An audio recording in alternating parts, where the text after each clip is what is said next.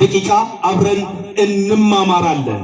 አዱኛን ኩን ጀራፍ ሂንታኔ አዱኛን ኩን ጀራፍ ሂንተው ኤርጋ ጳውሎስ ገረብራዊት ብቁና ኩለተኮ ለኮፍስ ሶዶቢ ሰዴትራ ሰገሌ ጅሩ ከነካስኔ ደቂቃ ሙራሳፍ ወሊን በረና ሁንዱምት ኬሰን ሰሙ ኬሰን ለፔ ኬሰን ገረኮት ዴቢስተኒ አከ ደገፈተን ከበጃን ጃለላን ሲንጋፈዳ ያደ ኬሰን ገረመን አተከን ዴቢስኒ ያደ ኬሰን ገረኮት ዴቢስተኒ የሮ ከናፍ namni tokko yaaddosa akkam bitten eege ገረኮት አከ ዴቢሱ ከበጃን ሲንጋፈዳ በክብር በታላቅ ትህትና በአክብሮት ነው የምጠይቃችሁ። ሐሳባችሁን ወደዚህ አድርጉ።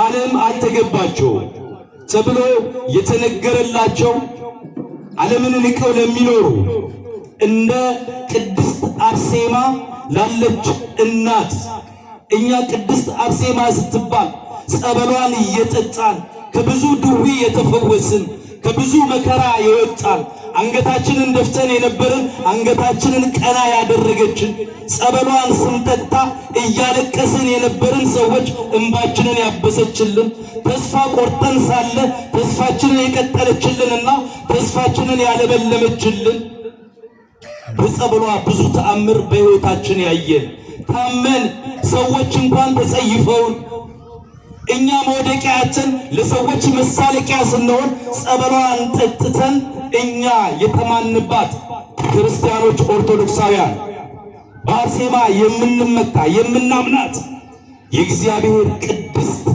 አርሴማ እርሷ አንዷ ነች። ዓለም ያልተገባት ክብር ምስጋና ለአምላካችን ይሁን። ዓለምን የናቀች አርሴማ ገና ከራሷ ብቻ ሳይሆን ከመወለዷ በፊት ከአባቷ ቴዎድሮስ እናቷ አትኖሲያ ይባሉ ነበረ። እነዚህ ሰዎች በትዳር ሲኖሩ በቅድስና ሕይወት ይኖሩ ነበር። በቅድስና ሕይወት የኖረ ትዳር በቅድስና ሕይወት የሚኖሩ ባልና ሚስቶች ለእግዚአብሔር የሚመች ልጅ ይወልዳሉ። ለቤተ መቅደስ አገልጋይ የሆነ ልጅ ይወልዳሉ። ዓለምን የሚንቅ ልጅ ይወልዳሉ። ይሄ ደግሞ እኛ በዘመናችን ባየነው የቅዱሳን ታሪክ ያስረግጥልናል። ያለ ነቀፋ ይኖሩ ነበረ፣ በእግዚአብሔር ፊትም ጻድቃን ነበሩ ይላል ኤልሳቤጥንና ዘካርያስን። ያለ ነቀፋ ሲኖሩ እናንተ በትዳር ውስጥ ሲኖር እኮ ነቀፋ የሌለበት ሰው የለ። እነዚህ ግን ያለ ነቀፋ እየኖሩ በእግዚአብሔር ፊት ጻድቃን ነበሩ ተብለው የወለዱት ልጅ ባህታዊ ነው፣ ድንግል ነው፣ መናኝ ነው፣ ሐዋርያ ነው፣ መጥምቀ መለኮት የሚባል ስም የተሰጠው የእግዚአብሔር የኢየሱስ ክርስቶስ የመንገድ ጠራጊ ልጅ ወለዱ ዮሐንስን። ክብር ምስጋና ለአምላካችን ይሁን። እነዚህ ሁለቱም ቴዎድሮስና አትኖሲያ እንደዚሁ ጻድቃን ቅዱሳን ነበሩ ይላል። ነገር ግን መካኖች ነበሩ። ምን ነበሩ? መካኖች ነበሩ። ልጅ የላቸውም። ሁሉም ነገር ሞልቶ ተትረፍርፎ በእጃቸው እያለ ልጅ የላቸውም። ልክ እንደ ሳራና እንደ አብርሃም እንደ ሳሙኤል እናት እንደ ሐና ልክ እንደዚህ እንደ ዘካርያስና እንደ ኤልሳቤጥ እንደ ሐናና ኢያቄም እንደ እናታችን እንደ ቅድስት ድንግል ማርያም እናት መካኖች ነበሩ። ነገር ግን ዘወትር ይጸልዩ ነበር። እኛ መካኖች ነን ብለን ዝም አንልም ብለው ሁሉ ጊዜ ያለቅሱ ነበረ። እግዚአብሔር ልጅ ቢሰጠን እያሉ እግዚአብሔር ልጅ ቢሰጠን ማህፀናችንን ቢከፈት እያሉ ሁሉ ጊዜ ይጸልዩ ነበር። ዋቀዮን የሮንዱማ ገነመስ ጉያስ ገልገለስ ዋቀዮን ጋፈቱ ቱረን ለመኑ ሃቲ ቁልቁልቲ አርሴማ አባንሴ ቴዎድሮስ ሃቲሴ አትኖሲያ ይለማ ኢልሞ ዋን እንቀባኔዳፍ ዋቀዮን የሮንዱማ ጋፈቱ ቱረን ጉያ ተቆሌ ዋቀዮን ጋፈቹ ህኒስኔ ቱረን ለመታሊ ጋፈ ጅራተኔ አዱኛ ከነረ ጋፈ ጅራተን ገሩ ዋን ሁንዱማ ቀቤያ ሁንዱማ ቀቡ ቱረን ልጅ ግን አልነበራቸውም። በዚህ ጊዜ ታዲያ የተዘጋን ማህፀን የሚከፍት ጌታ የተቋጠረን ማህፀን የሚፈታ ጌታ እንደ ሊባኖስ ተራራ የደረቁ ማህፀኖችን የሚያለመልም ጌታ ጸሎታቸውን ሰማ። ክብር ምስጋና ለአምላካችን ይሁን። እንደ ፀሐይ የምታበራ ልጅ ወለዱ። ስሟንም አርሴማ አሏት። ለኛ ቅድስት የሆነች ለኛ እናት የሆነች ጸሎታችንን የምታደርስልን እናት ወለዱልን። ክብር ምስጋና ለአምላካችን ይሁን። ታሪኩ ታዲያ እጅግ ረጅም ቢሆንም ዋና ሐሳቡን እየነካን እኛም የራሳችንን ሕይወት የሃይማኖት አቋም እንፈትሽበታለን። አርሴማ ተወለደች። እነሱ ከወለዷት በኋላ ልክ እንደ ቅድስት ድንግል ማርያም ሐናና ኢያቄም ወደ ቤተ ክርስቲያን ይዘው መጥተው እቺ የስለት ልጅ ነች፣ እኛ ብንወልዳትም በስለት ነው የመጣችው፣ ሴት ልጅ ብትወለድ ለቤተ መቅደሱ መሶበ ወርቅ እየሰፋች ውሃ እየቀዳች መጋረጃ እየፈተለች እንድትኖር ስለተስልናል ብለው ድንግል ማርያምን እንዳመጧት ወደ ቤተ መቅደስ እቺንም አርሴማን ቤተሰቦቿ ወደ ቤተ ክርስቲያን አመጧት። በድንግል ማርያም ስም በተገደመ ገዳም ነው የሚለው። በዚያ ገዳም ውስጥ አስቀመጧት። አርሴማ ማደገች። አድጋ ዕድሜዋ 15 አካባቢ ሲሆን ወገኖቼ የዚያ ሀገር የሮም ንጉሥ ዲዮቅልጥያኖስ የሚባል ንጉሥ ነው። እኔ ሚስት አገባ ዘንድ አለና ጭፍሮቹን፣ ሎሌዎቹን፣ ወታደሮቹን ላከ። ለእኔ ሚስት የምትሆነኝ ቆንጆ ሴት ፈልጋችሁ አምጡልኝ አለ።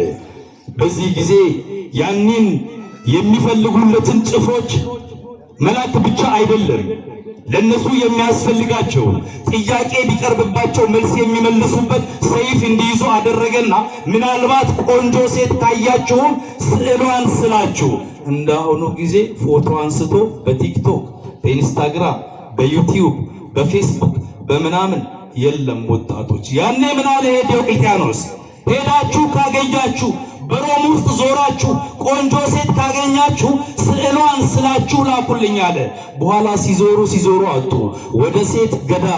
ወደ ገዳም ውስጥ ገቡና ሲፈልጉ የሚኖሩ መነኮሳትና መነኮሳያት ነበሩ። ወደ መነኮሳያቱ ወደ ሴቶቹ መንደር ገቡና ሲያዩ እቺን ቅድስት አርሴማን አገኘዋት። ለቅድስት አርሴማም ነገሯት። ሲነግሯት ፈቃደኛ አልሆነችም። ስዕሏን ሳሉና ለንጉሱ ላኩለት ለዲዮቅልጥያኖስ። እሱም ሲያይ እቺ ለኔ ሚስት ልትሆነኝ ይገባል፣ እቺንማ ይዛችሁልኝ ኑ፣ ስለ ሰርጉ ቀድመን መነጋገር አለብን፣ እንዴት እንደማገባት የሰርጉ ድምቀት እንዴት መሆን እንዳለበት እንነጋገራለን፣ እናንተ ኑ መጀመሪያ አለ። እሷ ሲነገራት እኔ የክርስቶስ ሙሽራ እንጂ የምድር ሙሽራ አይደለሁም ማለት። ክብር ምስጋና ለአምላካችን ይሁን። ዛሬ ወገኖቼ ንጉሥ ወይም ባለሀብት ኢትዮጵያ ውስጥ አለ የተባለ ባለሀብት እንደው ተውት። በዚህ በሞጆ ውስጥ አለ የተባለ ባለሀብት እንደው አንድ የፈለገውን ሴት ቢጠይቅ ማንም ቢለዋል። እናትም አባትም ፈቃደኛ ነው የሚሆኑት። ጓደኞች ደግሞ እድለኛ ነሽ ያለው የመኪና ብዛት፣ የተሳቢው ብዛት፣ የሲኖትራኩ ብዛት፣ አቤት አንቺማ እድለኛ ነሽ። ልጅት ግን ሰንበት ተማሪ ነኝ እኔ ለእግዚአብሔር ቤት ነው ራሴን ያዘጋጀሁት እስከ ፍጻሜው ድረስ በቅድስና እኖራለሁ ብትል ቤተሰብ እንኳን ይጫናሉ ወገኖቼ። አርሴማ ግን እኔ የክርስቶስ ሙሽራ ነኝ፣ የምናፍቀው ዘላለማዊ መንግስትን ነው፣ የምኖረው ከክርስቶስ ጋር ነው። ቤተ ክርስቲያን ማለት እኮ ቤተ ክርስቲያን የክርስቶስ ሙሽራ ነች። እኛ ነን የክርስቶስ ሙሽራዎች። ነገር ግን እንዴት ነው እንደ አርሴማ የክርስቶስ ሙሽራ ነን ብለን ልንናገር የምንችለው? አከሚቲ ኑቲ ሚስሮ ክርስቶስ እኔ ሂሙ ከነነዩ ዱማ ማን ቁልቁሉ ኩኒ ሚስሮ ክርስቶስ ኑቲስ ሚስሮ ክርስቶስ አከሚኑ ሚስሮ ታኔ ኢሳፍ ከንዲያኔ እኔ ጋፈኔ ተቆፋ ጩቡ ኬኛ ጋብኔ ገረሳት ይወዲኔ ፎንሳ ኢገሳ yoduune yoo nyaanne nutis misirroo isaati bor yoduune mirgasa dhaabbanna bor addunyaa barabaraa jireenya barabaraa isa bira arganne jechaadha። ማንም ሰው ስጋውን ተቀብሎ ደሙን ጠጥቶ በንስሐ ሕይወት እየተመላለሰ በጾም በጸሎት ታቅቦ አምላኩን ጠዋት ማታ እያመሰገነ ቢኖር የክርስቶስ ሙሽራ ነው። ክብር ምስጋና ለአምላካችን ይሁን። በዚህ አይነት ሕይወት የምትኖሩ ሰዎች ካላችሁ ታዲያ አርሴማን ቢጠይቃት በፍጹም አለችና ከዚያ ገዳም ተሰደደች።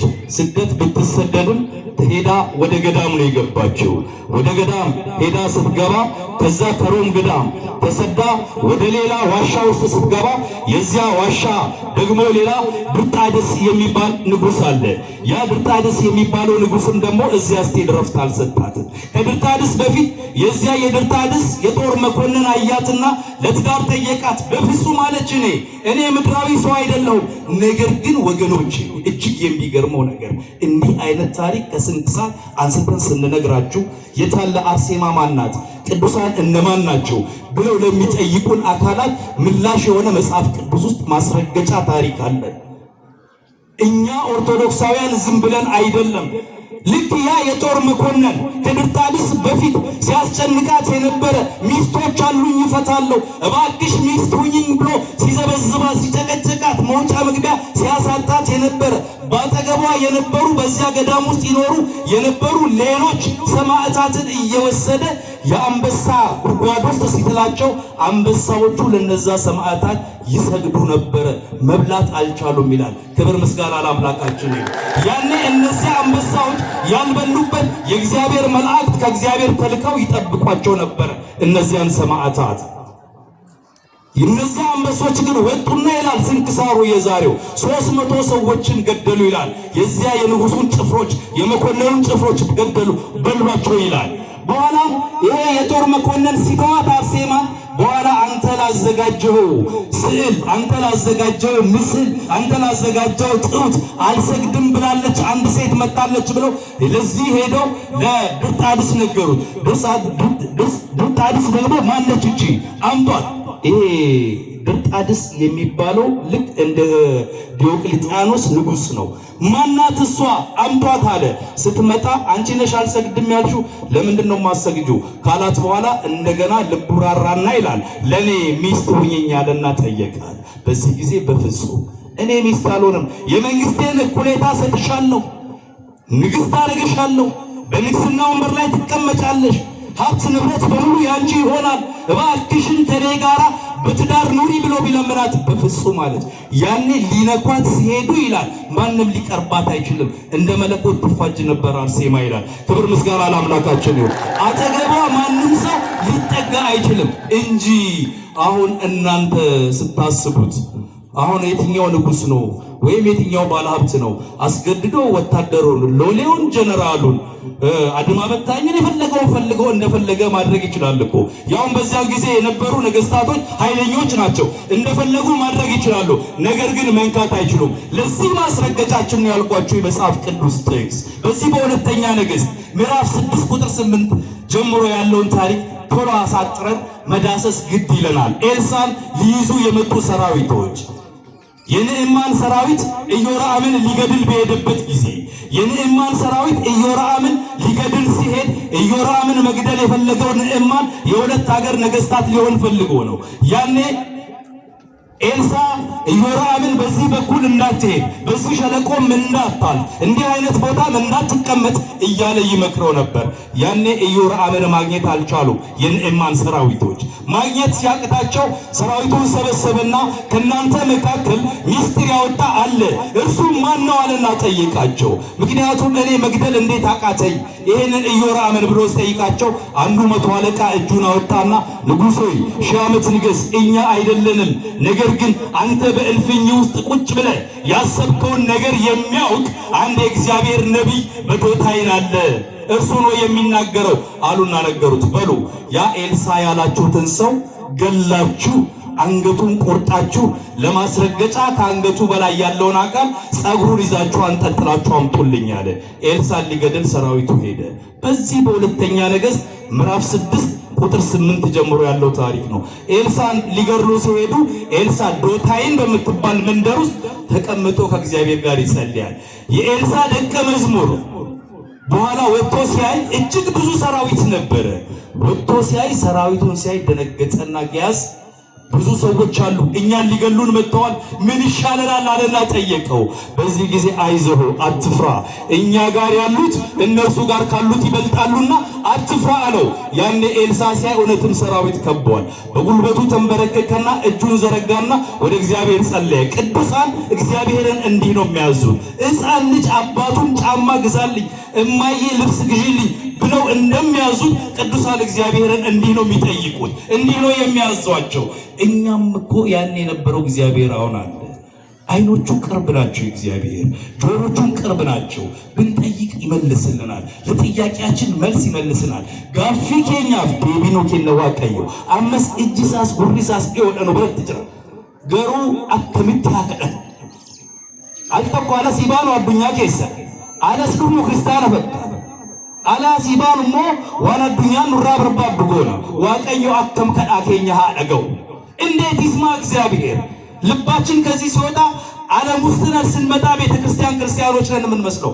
ኤልሳ እግዚአብሔርን ጠየቀ አይኑን አብራለት ብሎ። በኋላ ጊያዝ አይኑን እንደበራ ኤልሳ ሲያረጋግጥ ወጣ። ጊያዝ ሲወጣ እውነትም ይሄ መጽሐፍ ቅዱስ ላይ ያለ ነው። በተራራው ላይ የሞሉ በወገባቸው የወርቅ ዝናር የታጠቁ እግራቸውና ክንዳቸው እንደ ጋለ ነሐስ የመሰለ ፊታቸው እንደ ፀሐይ የሚያበራ አይናቸው የሚንበለበል ጸጉራቸው ሐር የመሰለ ከአንደበታቸው የሚወጣ ድምፅ እንደ ነጎድጓድ የሆነ እጅግ ብዙ የሚያስፈሩ ሰራዊቶች ተራራውንና ሜዳውን ሞልቶ ተመለከተ።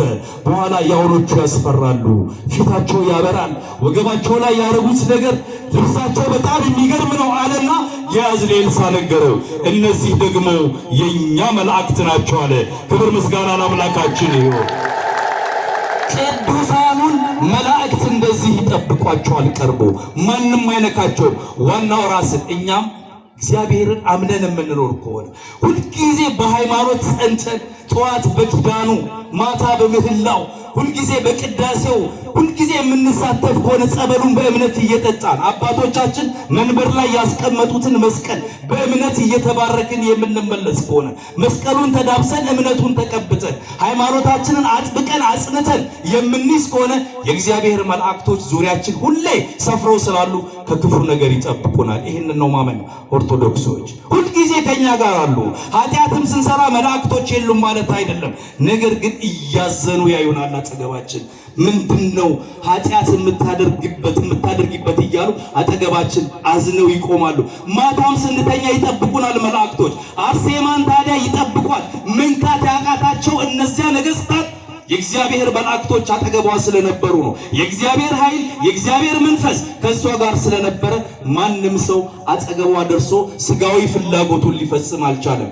እንደኛው ግን ሰው ናት አርሴማ። ራሷን ልቧን ግን ለክርስቶስ ሰጠች። የክርስቶስ ፍቅር ልቧን ነደፈው። እንደ መግደላዊት ማርያም ራሷን አሳልፋ ሰጠች። ቅድስት አርሴማ ምድራዊውን ነገር ናቀች። ያለም ነገር ከንቱ ነው አለች።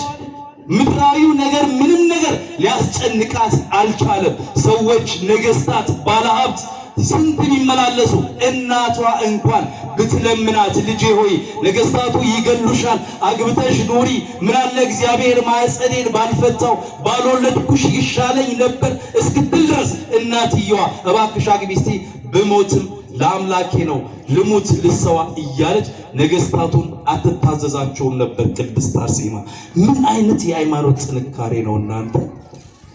እንዴት ጠንካራ ጎበዝ ጀግና ሴት ብትሆን ነው እናንተ! በሃይማኖት እንደዚህ ጠንካራ የሆነ ሰው በዚህ ዘመናው ማን ነው ብትባሉ ማን ነው የምትሉት? ለቤተ ክርስቲያን የሚቆረቆር ቤተ ክርስቲያን ችግር ሲነገረው ቀድሞ የሚሰለፍ የሃይማኖት ጉዳይ የሚያንገበግበው ሰምተናል። ብዙ ጊዜ እኮ በሚዲያም እንሰማለን። ልጆቻችንም ያነቡልናል ከዚህ ከሚዲያ። እውነቱንም ደግሞ እያረጋገጥን ነው። እየሰማን እንኳን እንዳንናገር እንፈራለን። ምክንያቱም እኛም ላይ ይደርሳል ብለን ነው። ይሄ ዘመን እኮ የምንኖርበት አይደለም። ብንናገር ለሰማዕትነት ለቤተ ክርስቲያን ብንታገል ለሰማዕትነት የሚመች ወጊዜ እኮ ነው ይሄ ነበር። ግን እንዴት እናድርግ ወገኖቼ? እኛ ጀርባ ላይ ያለው ፍርሃት አለ። ያ አይደለም ክርስትና ግን ጠንካራ መሆን ያስፈልጋል። እንደ አርሴማ በቤተ ክርስቲያን ማንም ሰው መደራደር የለበትም። በሃይማኖቱ ማንም ሰው መደራደር የለበትም። በክሩ ማንም ሰው መደራደር የለበትም። በኦርቶዶክስ ማንም ሰው መደራደር የለበትም። ልክ እንደ ቅድስት አርሴማ ጽኑ መሆን ያስፈልጋል። ለእናንተ ይሄ ነው መልእክቱ። በቃ ትልቁ ነገር እሷ ሰማዕት ነች፣ እርሷ ቅድስት ናት። ያለ ክርስቶስ በስተቀር ያለ እግዚአብሔር በስተቀር ያለ ሰማያዊ መንግስት በስተቀር ምንም ተስፋ የምታደርገው ነገር የለም። እኛም እንደ አቅማችን ንስሐ ገብተን በስጋና ደሙ ታትመን የምንኖር ከሆነ እግዚአብሔር የክብር አክሊልን ያቀናጀናል። የክብር ዙፋን ላይ እንቀመጣለን። ከእግዚአብሔር ቀኝ እንቆማለን። እንዲህ እንድንሆን የአባቶቻችን አምላክ እግዚአብሔር ይርዳን ያግዘን።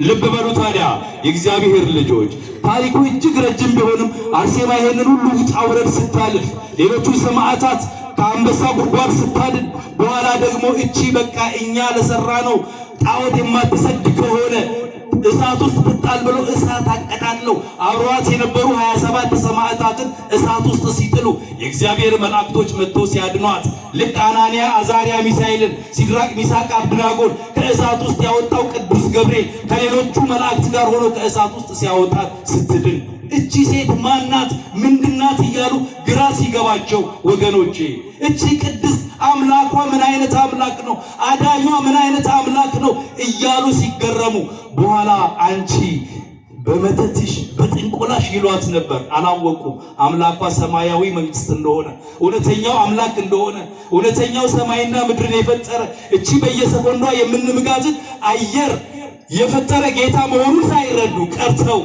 ብዙ ነገር ቢናገሩ ቅሉ እርሷ ግን አምላኳ እውነተኛው አምላክ እግዚአብሔር ነው። ክብር ምስጋና ለአምላካችን ይሁን። በኋላ ታዲያ ቅድስት አርሴማ በራሷ ፍቃድ የእነርሱንም ነገር ፈርታ ሰምታ ሳይሆን የሰማዕትነትን ክብር ስለፈለገች በእጃቸው ተሰየፈች። ስትሰየፍ ዛሬ ታዲያ ቅድስት አርሴማ ቤተ ክርስቲያኗ የከበረበትና የስጋዋ ፍልሰት የተከናወነበት ነው። ስጋዋ ፈልሶ ቅድስት ቤተ ክርስቲያኗ የከበረበት ነውና እንኳን ለዚህ ታላቅ ቀን አደረሳችሁ፣ እንኳን ደስ ያላችሁ ወገኖቼ። ብዙ ጊዜ የሰማዕቷ ልጆች ስንሆን ኩራት ሊሰማን ይገባል። የአርሴማ ልጆች ነን ስንባል ኩራት ሊሰማን ይገባል። እንዲህ አይነት ቅድስት እናት ሲኖረን አላችሁ ስንባል ኩራት ሊኖረን ያስፈልጋል። እርሷ ጋር ያለው መንፈስ ቅዱስ እርሷን ይጠብቁ የነበሩ መላእክቶች ዛሬም ከኛ ጋር እንዳሉት ተረድተን ከኃጢአት ርቀን ከዓለማዊ ነገር ከስጋዊ ፍላጎት በትዳር እንኳ ብንኖር ትዳራችን ያለ ነቀፋ ሆኖ እንደዚህ ያለ ነቀፋ የምንኖር ከሆነ ከኛ አብራክ የሚወለዱት ልጆች ነገ ለሀገራችን እውነተኛ ዳኛ፣ እውነተኛ ፈራጅ፣ እውነተኛ የሀገር ተቆርቋሪ፣ እውነተኛ የቤተ ክርስቲያን አስተዳዳሪና መሪ ይሆኑልናልና እኛም በሃይማኖታችን ጸንተን እንድንኖር የአባቶቻችን አምላክ እግዚአብሔር ይርዳል። ያስተማረን የመከረን የገሰጸን ቅዱስ እግዚአብሔር ክብርን እንደ ሙሴ፣ ቸርነትን እንደ አብርሃም፣ ጥበብን እንደ ሰለሞን፣ ትዕግስትና ጽናትን እንደ ሰማዕቱ ቅዱስ ጊዮርጊስ ይስጠን ያድለን። አራም ይበሉ።